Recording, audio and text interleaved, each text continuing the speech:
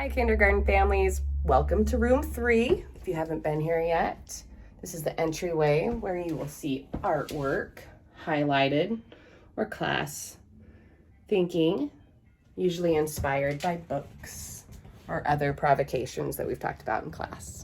Right now, we're talking a lot about where we find joy and showing care for others in the world around us. Here are a few of the books that we're reading currently. When children enter the room, they are able to grab their name tag in the morning. This helps with learning names. Each name tag also has an icon. This is my son's because he wants to be in our class too. This icon is on their name tag in every space. So you will see that we have cubbies over here in the middle of the room near the writing center, so they're easy to access. We also have in the back of the room where our closets live, each child has their name and the matching icon on a hook.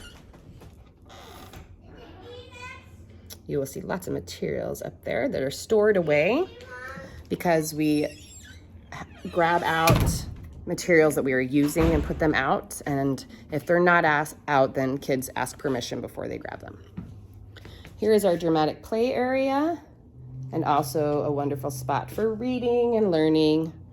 Depending on what we are doing, kids can also use this area for thinking or reading or taking a break. The dramatic play area has lots of fun things for kids to explore and build community, practice problem solving with one another, which we do every day in the afternoon. We also have a light table back here that is closed right now because nobody's here. But there are lots of fun exploration students can do over there throughout the day. In the back of our room, you will find a studio space.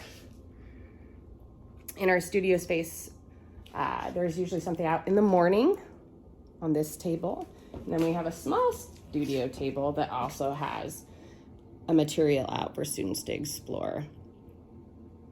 This is a great way for the kiddos to learn how to show care to materials a little bit at a time.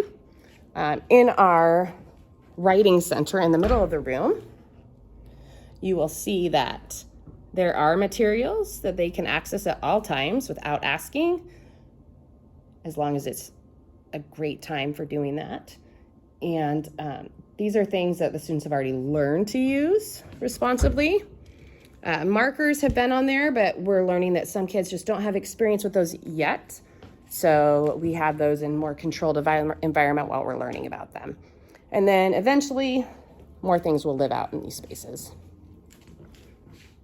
Here's a look at our daily schedule. The day generally tend to follow this. Specials change each day. So you will notice that music is up there for tomorrow.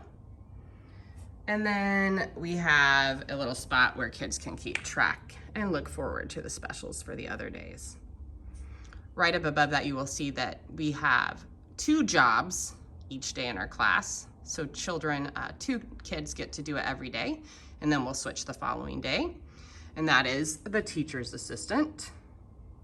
The teacher's assistant gets to do all sorts of fun things like help pass out papers, help with calendar, choose songs for our morning circle time,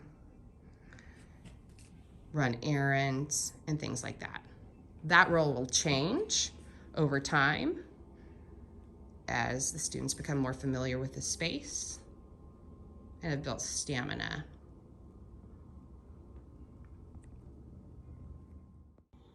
And for the last part of our tour, you will see that we are here at the carpet area.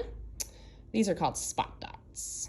Those are just to help kiddos with easing any worry about transitioning so that they can really focus on getting to where they need to go and being safe with their bodies when they get there, and just being able to really focus on the learning rather than where do I need to sit? Is my best friend there? We do have a lot of times where students are able to choose who they sit by. And we sit in a circle at the beginning of the day and the end of the day where they can choose their spot. Circle time is a huge part of our day because it's a time where we can get together and have conversations and do deeper thinking about what we've learned and synthesize that. It also helps build community. So we start our day with a morning circle and check in, and then we end our day doing that as well. This is also the library area and sort of a break space. So some students are still building up their stamina to stick with the group when we are doing any whole group learning. So we often will find kiddos laying here, especially towards the end of the day, as we're trying to listen to a story or be a part of the group.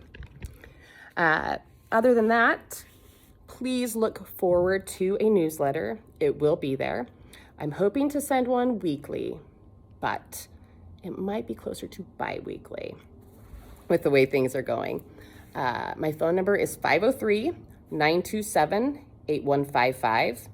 Text is the very best way to get a hold of me. It's the quickest. I like having the visual reminder, and it's always on me.